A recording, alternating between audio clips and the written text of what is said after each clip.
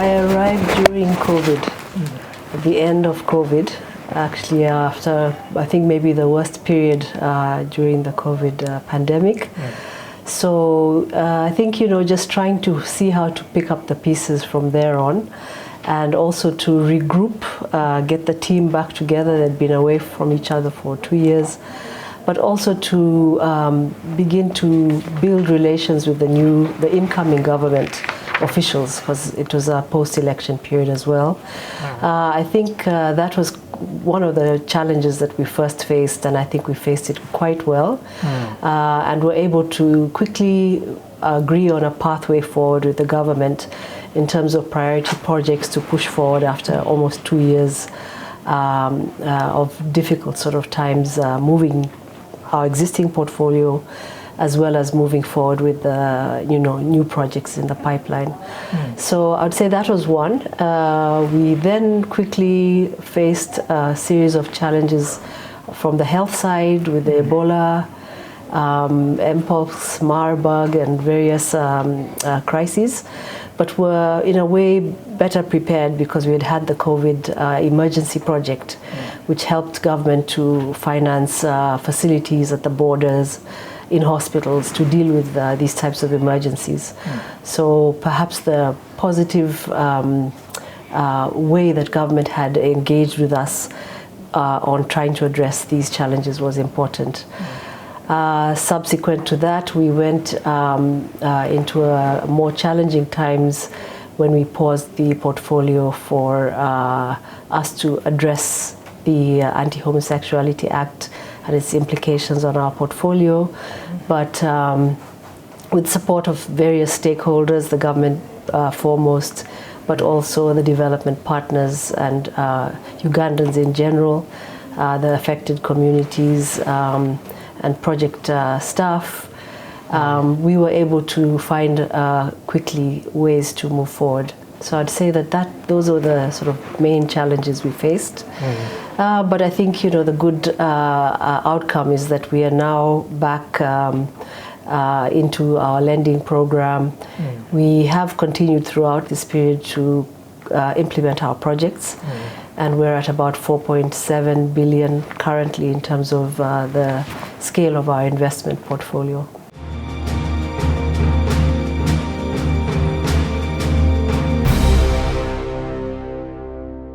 Yes, well, as you know, we finance and the government implements projects, and in doing so, they hire the private sector for the most part to do the construction of infrastructure, schools, clinics, electricity transmission lines, and other infrastructure. And when during COVID, with lockdowns and limited movement, became quite difficult, not just for the contractors to do what they're supposed to deliver, but also for those who supervise on behalf of the government, the work that was ongoing. So we did face quite a few challenges there in terms of the slowdown of the entire program, and we're still catching up, having had to extend quite a number of projects to make sure that we're able to finish what we couldn't do during that time period.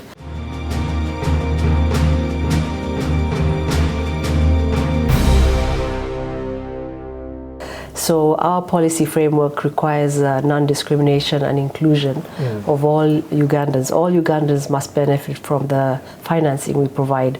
So what we did is we worked through this with government and with the development partners, with the NGOs and civil society, private sector, to identify what needs to be done to make it possible for us to continue. And we've now rolled out those mitigation measures, reaching, say, 4,000 contractors, workers, with codes of conduct that ensure that they know what non-discrimination and inclusion means. And I think this is also enshrined in the Ugandan constitution, as well as trying to have, for example, another 2,000 people, service providers, trained and aware, so that I think it was more about raising awareness that everybody needs to be given access to services and to be provided with support. So I think that was the key messaging. So non-discrimination and inclusion of all Ugandans, I think was what we were trying to achieve.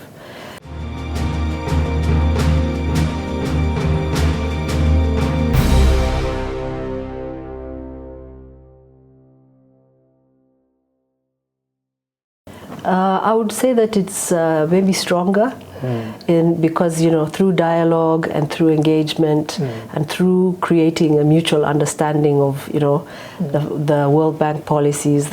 Uganda is a member of the World Bank. It has 180 members who design the policies that we then implement. So through that understanding, as well as looking at the Uganda context, the Constitution and what the Constitution says about making sure that all Ugandans benefit, that we're able to identify what has to happen for us to continue lending without, making it difficult for the government to be able to implement projects going forward.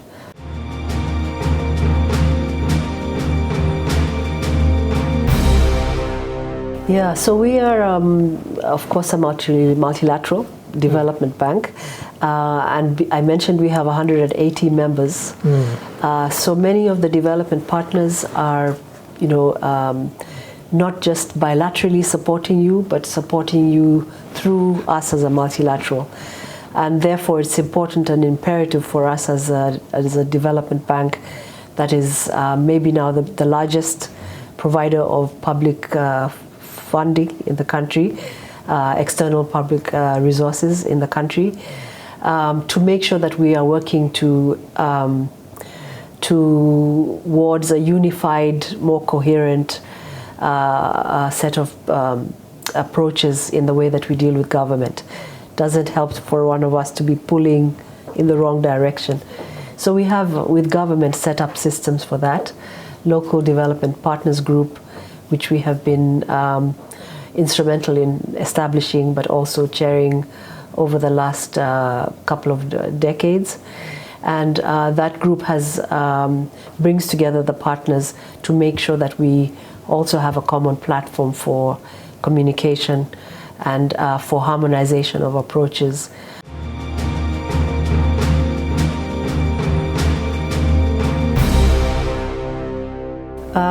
Well, I think the first thing is that Uganda has always maintained sound macroeconomic policies, and that's something that has been the case for decades.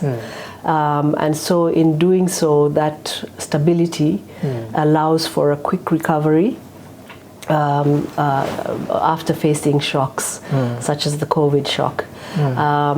So I would say that's the number one foundational basis that allows the economy to continue to grow. And what we noted is that, for example, many countries during COVID went into debt distress. Uganda retained a moderate risk of debt distress and did not go into high risk of debt distress as other countries in the region did. And it also did what was required to control inflation and to continue to shore up the shilling and make it possible for the country to continue to receive imports as well as to export goods and services that make the economy function. So I think it's the continuity and the resilience to shocks that allowed the country to continue to make the progress that was necessary. And as a result, Uganda was one of the countries that recovered the fastest from a drop to about 3.5% growth to now 6 and growing. So that recovery was much faster in Uganda than other countries in the sub-region and also at global level.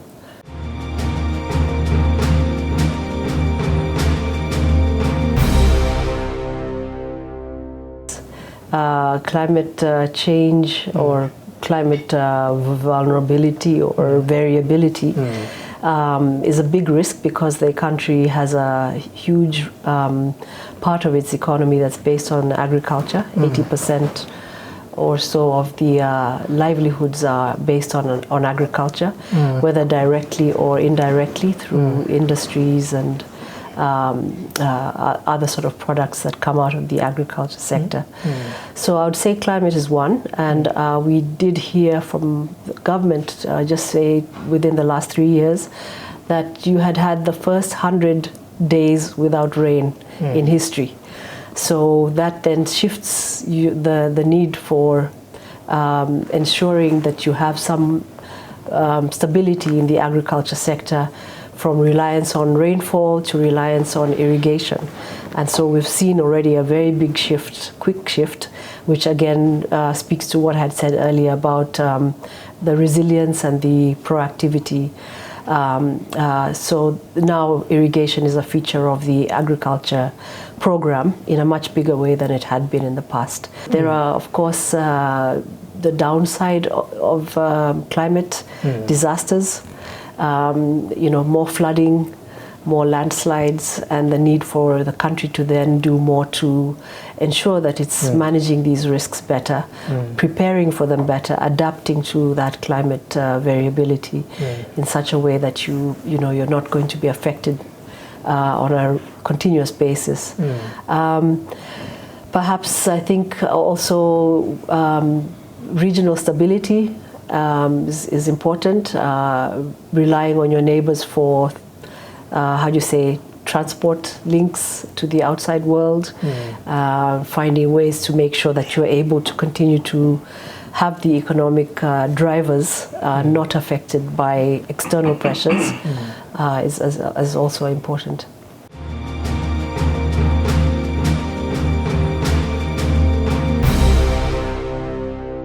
So we have a project called Climate Smart Agriculture Transformation Project.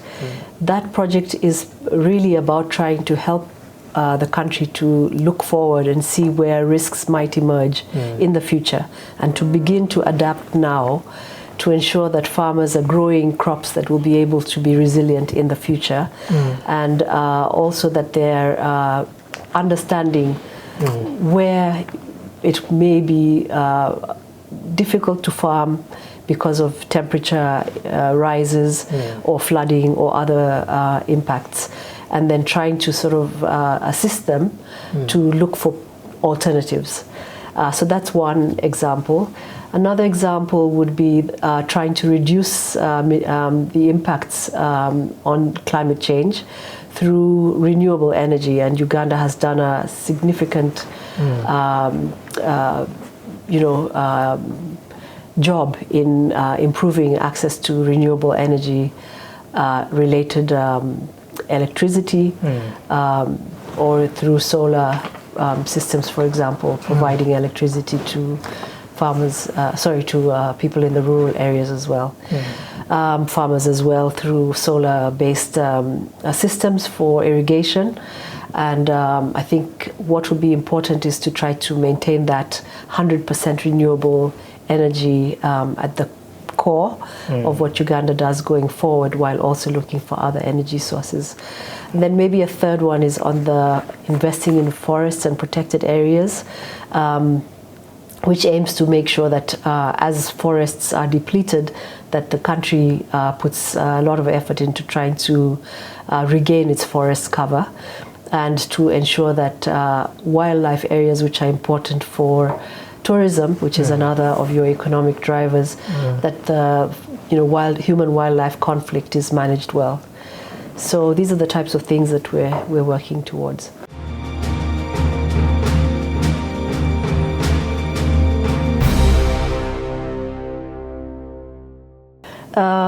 So I think especially now with the recent changes we're seeing at global level in terms of the aid architecture and how it's working, exits from funding aid and moving more towards trade as the principle for development sort of engagement. It's more and more urgent to try to ensure that the foundations for growth are laid. And in this regard, we've been talking about human capital development, and it's important for a country such as Uganda, which is very youthful, and where the demographic dividend, if it's harnessed properly, could have a huge impact on opportunities for young people going forward. So in relation to that, I think trying to make sure that monies are spent on social priorities, where especially we've seen a decline in support from external development partners. So education being the principal one, but also health, water and sanitation, and social protection, the four sort of pillars of the human capital development agenda, which we've been working on with the government, would be critical. So the budget needs to maybe reorient more towards those sectors in order to make sure that we're better prepared for the future, particularly because with a youthful country, there are so many more children who will require classrooms and the ability to go to school in the next 20 to 30 years, and if we're not prepared for that, then you may have other consequences down the line. So that would be one.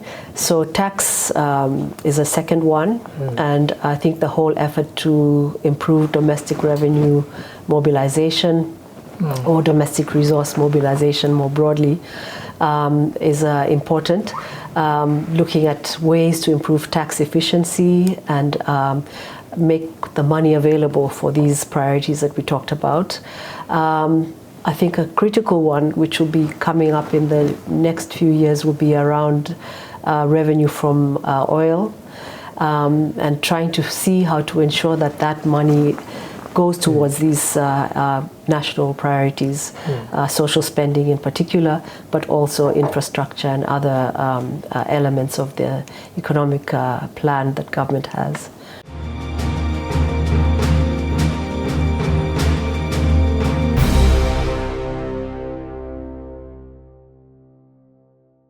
So I would say that the one that was most visible was the public investment management program that government has undertaken, where they've not only tried to find ways to streamline and prioritize what public investments should be supported through the budget, but also to build in elements such as climate screening to make sure that an investment that goes in to a road takes into account whether that road is in a location where flooding might affect it.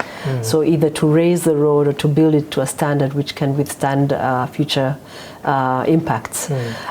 So the public investment management and all of the surrounding work to build skills in contract management, to build electronic government procurement systems, to make sure that there's a process in government for clearing these projects and making sure that they're implemented and that the results are achievable.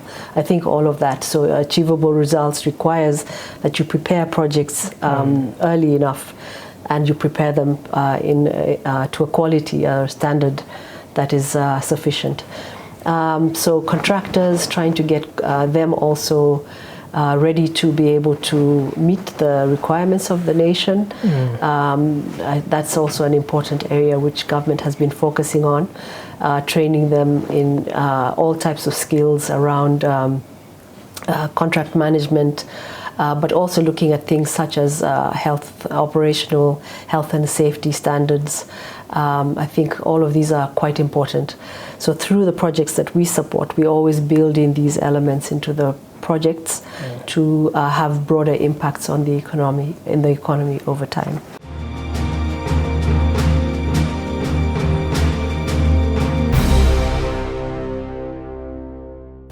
So I think we have always talked about the humanitarian development nexus, which really is trying to see between humanitarian effort and development where the balance of the support should be.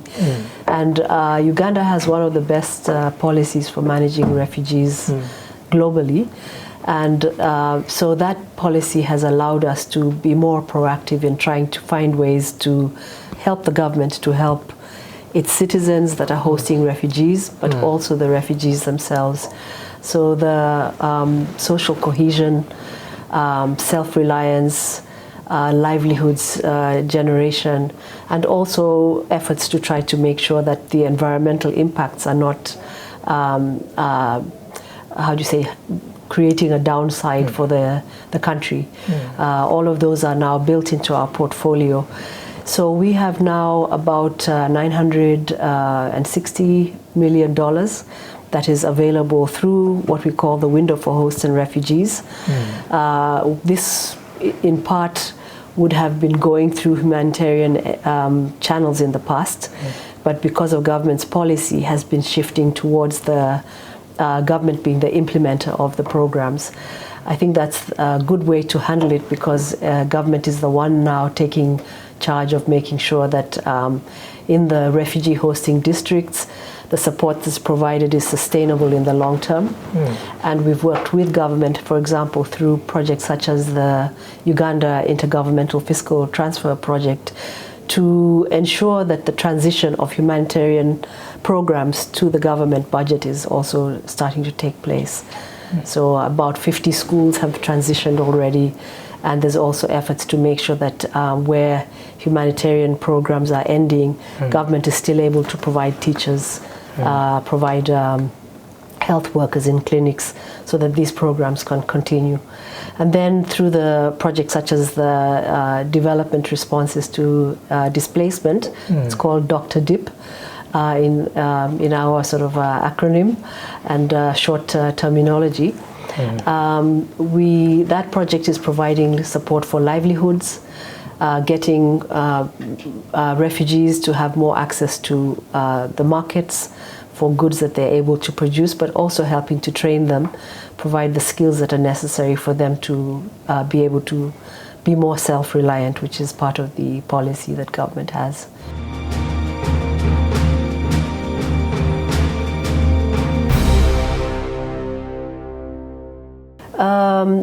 Well, I think it's hard to say, because as you know, these are conflicts are not how do you say, predetermined or predictable in any way. But I think that we have been trying to do some work now with the new AI tools that are emerging, to see if there's a way to, based on sort of searching through data available, either through social media, through the news and other channels, to see if there's a way to be able to predict what kinds of numbers might come through if there's a conflict or beginning to emerge in a country, so that government is better able to prepare for these types of shocks before they happen. So I think those are the types of new things that are being explored through AI and other tools, and we'll continue to work with government to see if these are of relevance and use to the country.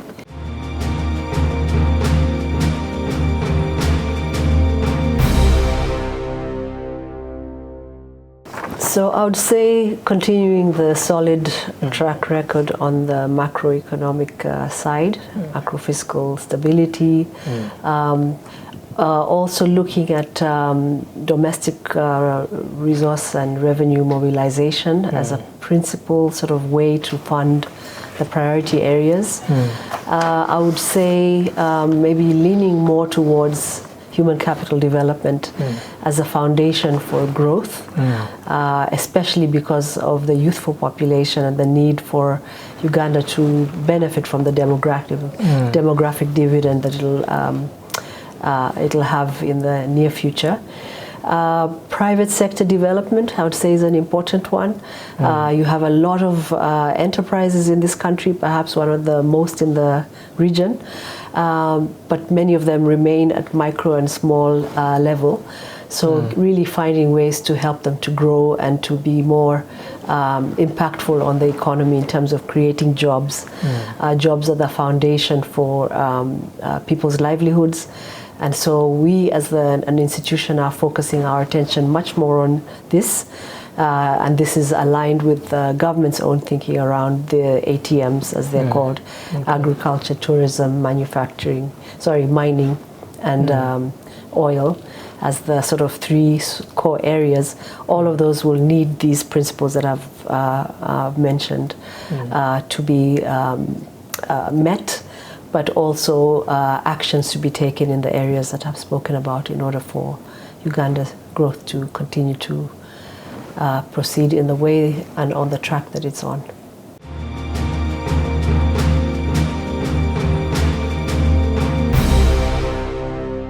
Human capital development, I would say we're supporting at various levels.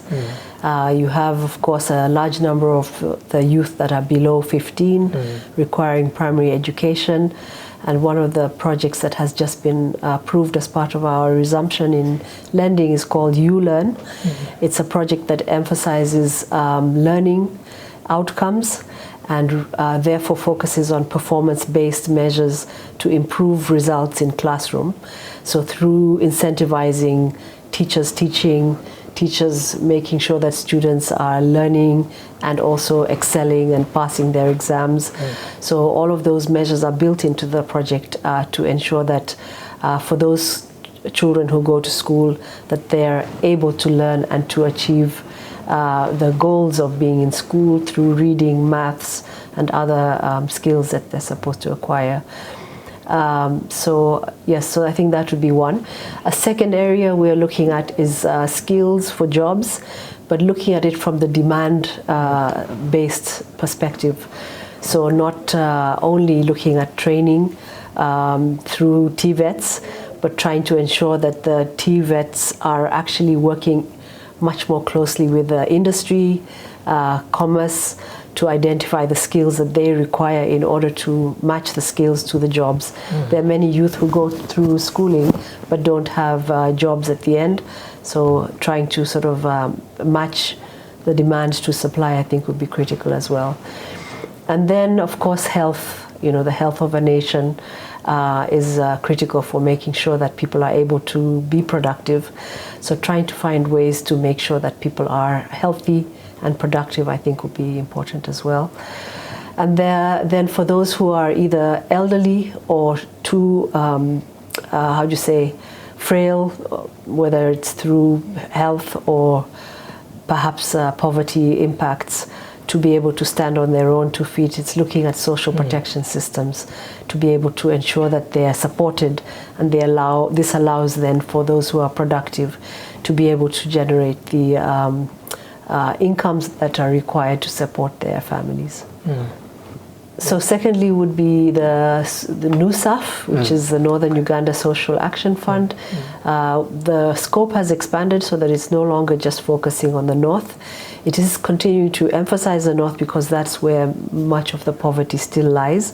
But it's looking at poverty pockets around the country to see how to pull those who are below the poverty line and maybe extremely poor, not the poor, but the extreme poor households, to see how to help them to move up the ladder and be able to be part of the group that is being supported through PDM to become part of the economy. So that's the second project. It's going to be dealing with all the social protection issues.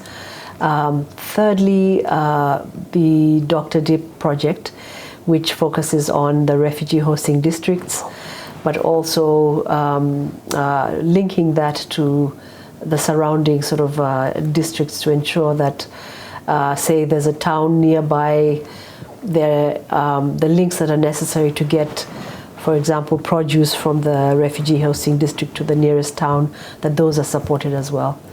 So it's looking beyond just the refugee hosting district and the social cohesion issues to more of the emphasis on livelihoods, access to markets, and really self-resilience over time.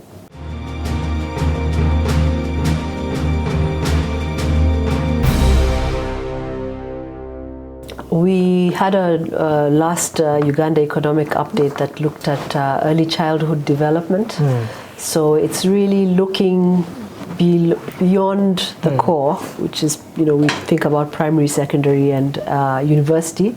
So really looking at these other pillars, the TVETs, early childhood development, and many of the other supporting activities that are necessary, such as nutrition and what is required to reduce stunting, making sure that we have at the base the ability to bring those children who are going to be our future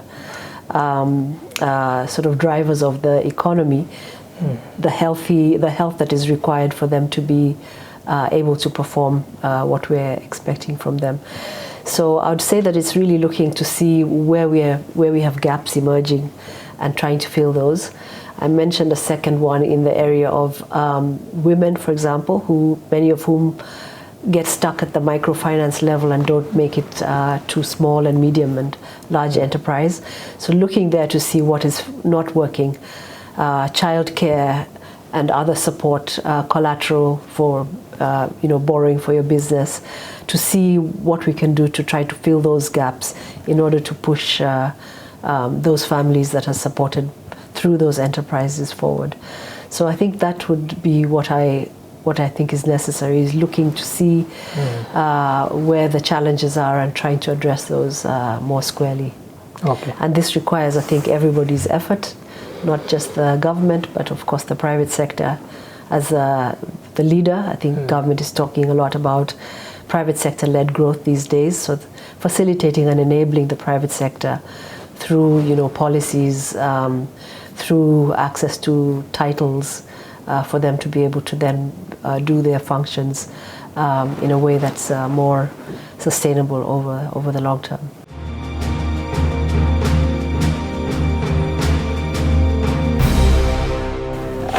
It's been just very encouraging to see the resilience of Ugandans, their perseverance and their ability to really keep moving forward.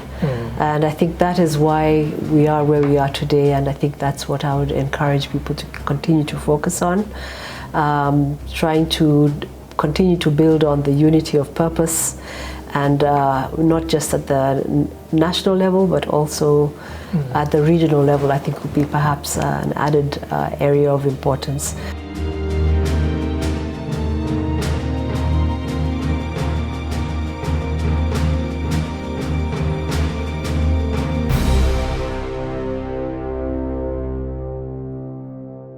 New Vision TV. Stream smart, stream